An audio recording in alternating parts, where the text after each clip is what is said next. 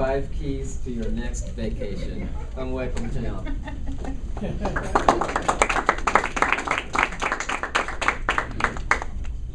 Of all the 5 speech topics that you could choose for me, cruising, the 5 keys to your next vacation is an easier one. So let's rock and roll with that. I'm happy about that.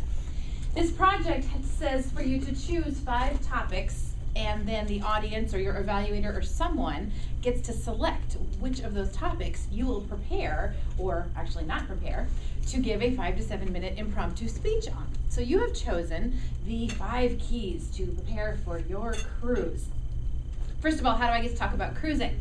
Some of you might know, those of you who've been in this club for a while, that I used to work for the cruise lines. I was a teacher for 7 years, and when I needed a break from the cruise lines, there were only 2 things that I wanted to do. Some of you who've been here probably remember what the other one was also. I've talked about it before. When I needed a break from teaching, I thought, I love my teaching job. What would I like to do?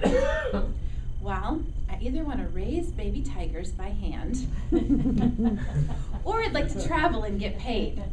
Now, I knew a place where I could, in fact, eventually raise baby tigers by hand. There's a really cool park in Arizona called Out of Africa, and they raise lots of animals by hand, and they swim with them in a pool, and it's really cool. Look it up, Out of Africa.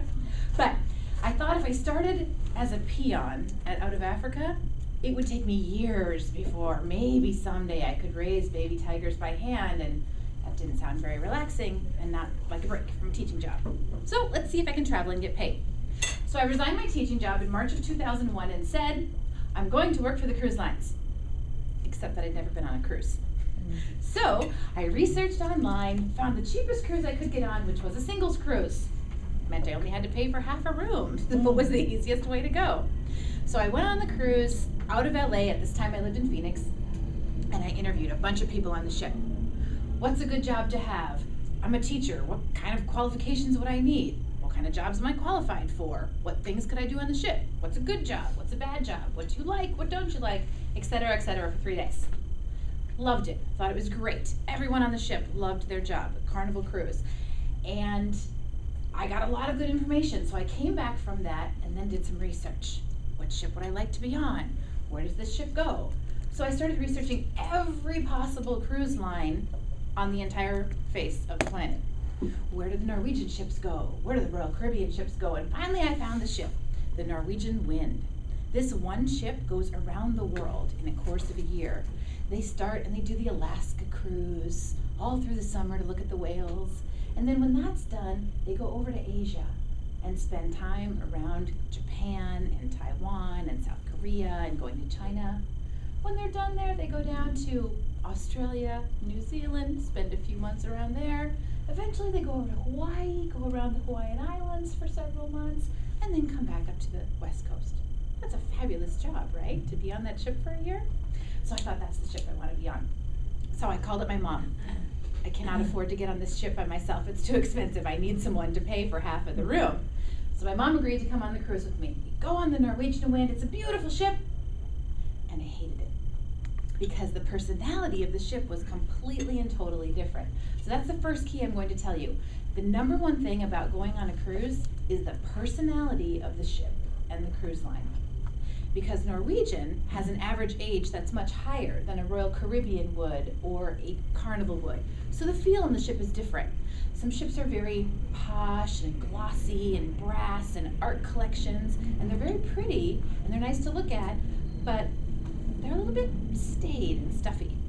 Whereas a ship like a Royal Caribbean or a Carnival ship is meant for families. It's meant for singles. It's meant for groups of girlfriends getting together. So the tone's going to be a lot different. Your activities and what it feels like and how people interact with you are all going to feel different. So your first tip is personality. I'm just going to have you help me, but personality. So the way you find out personality is do a Google search for cruise critic or cruise reviews.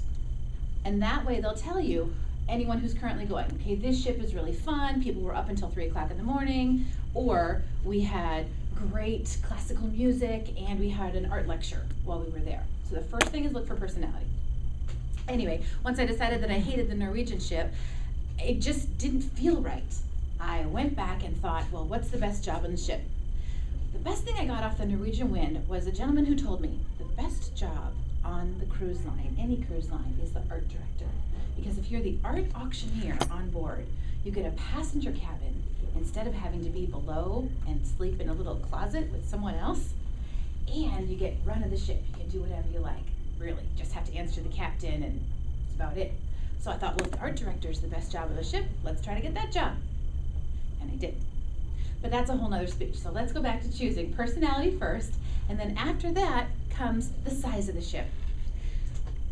Do you want, as an experience, an intimate, smaller ship that might go to ports in Italy and actually get right up close to places?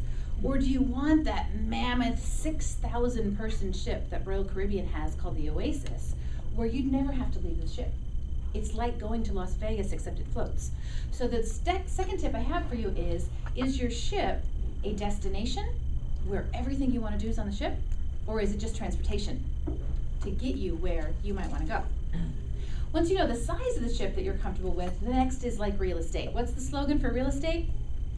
Location, location, location. So third is, where would you like to go?